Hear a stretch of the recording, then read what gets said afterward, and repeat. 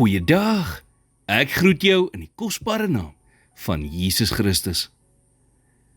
In Genesis 3 lees ons dat God 'n spesifieke gewoonte gehad het. Vers 8 sê, en hulle die stem van die Here God gehoor, terwyl hy wandel in die tuin in die aandwindjie. God het in die koel aandwindjie aangestap gekom.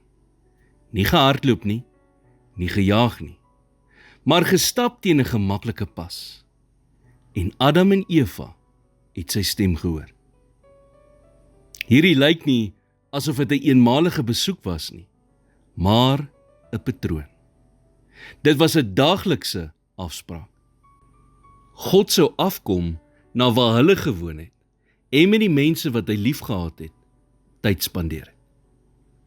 Gebed, in sy suiwerste en oorspronklikste vorm, het nie oor probleme gegaan nie, maar dit het oor 'n verhouding gegaan.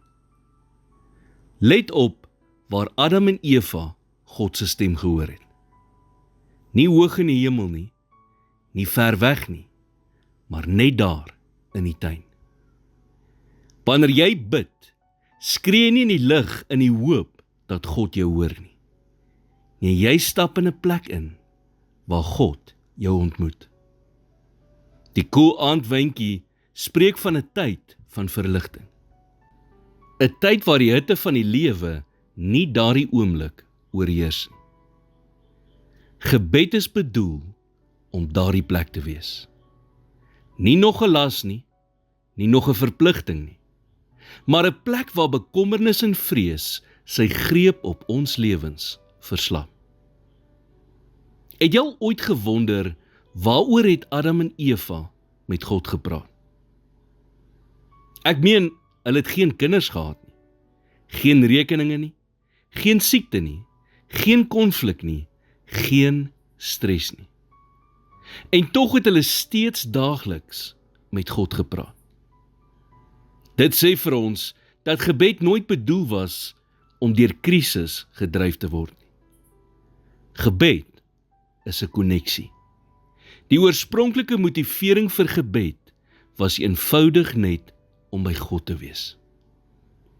Wanneer gebed 'n verhouding word, in plaas van net 'n uitkoms, gebeur daar iets. Dit verander dan van iets wat net daar is om antwoorde te kry, tot iets waar 'n mens saam met God begin wandel. En hoe meer jy met hom wandel, hoe meer word jou hart een met syne. Die hoogste doel van gebed is nie om iets van God af te kry nie, maar om saam met hom te wandel, totdat jy een met hom word. Here, leer my om U te soek, nie net omdat ek antwoorde nodig het nie, maar omdat ek na U teenwoordigheid smag. Help my om teen 'n stadiger pas te beweeg, sodat ek U stem kan hoor en daagliks met U kan wandel, totdat my hart, my gedagtes en my lewe een word met U. In Jesus naam bid ek dit. Amen.